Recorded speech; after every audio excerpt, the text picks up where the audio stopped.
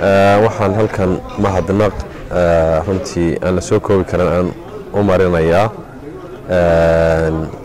dhalinyarada wax ka barata UK oo deeq soo gaarsiiyey 8 bilood oo qoodin ah lacag $4,000 ah soo gaarsiiyey isbitaalka qaybta TB-da oo lacagta igu soo hagaajiyey oo runtii aan u gudbinay iyadoo horay isbitaalka qaybta qoodinta aniga rag ganacsatada aan u xilsaarayno ganacsatada magaalada runtii oo culays weyn runtii arintaas iska saaray in muddo ah hadda 8 bilood u dambeeyay ayaanu waxaanu siinay waxay u soo direen $500,000 bay waxay qaataan bil walba qolada yana Sahan Charity oo runtii yana reer Norway ah baa $500 muddo bixinayay shantii qolada ganacsatada bixin jireen 8 bilood nimanka dhalinyarada ah khayr Allah siiye naga kafaalo qaaday marka bishana u dambeysay runtii lacag $4,000 soo gaarsiiyeen waan u mahad celinaynaa waxayna noo soo mariyeen runtii oo Sheekh Jaamac Sahan Charity bay noo soo mariyeen UK Sheekh Jaamac baana wakiil nooga ahaayo arintaas noo soo gudbiyay khayr Allah siiyo runtii dadka walaalaheena xanuunsanaya isbitaalka qaybta TB-da adduunka ayaama la joogay cid wax ku sadaqadaysanaysa sideeda wax u taraysay cidii qoodinta la siiyo wax ka qayb qaadanaysana waanu ku soo dhaweynaynaa iyagana aad baan uga mahad celinaynaa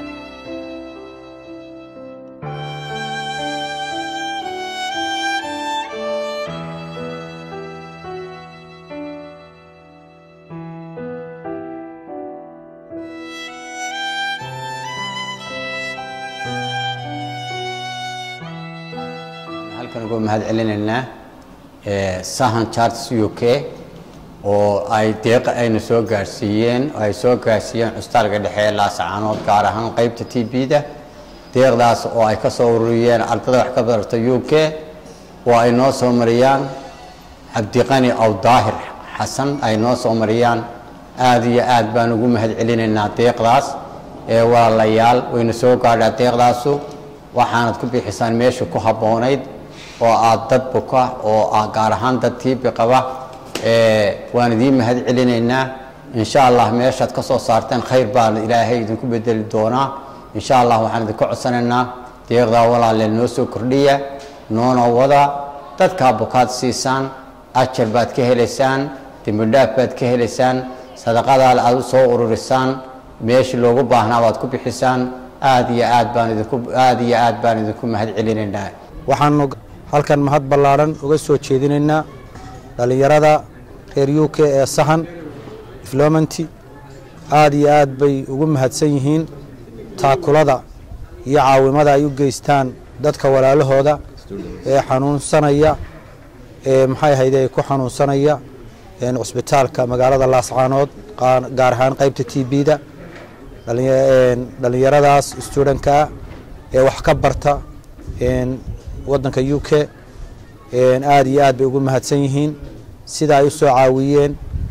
maaragtay dadka bukaanka aan tamarta hayn ee aan maxay ahaydee gacmahooda wax ku qabsan karayn ee xanuunsanaya waliba qofku marka uu xanuunsanayo waxa weeye waa qof aad iyo aad u mudan in la garab istaago wax loo qabto baahidiisa la kafargareeyo marka sida haddeer hadalka Sheekh Cabdiqani u dhigay yaanu maxay ahayd ugu mahad celinaynaa dhalinyaradaas isxilqaantay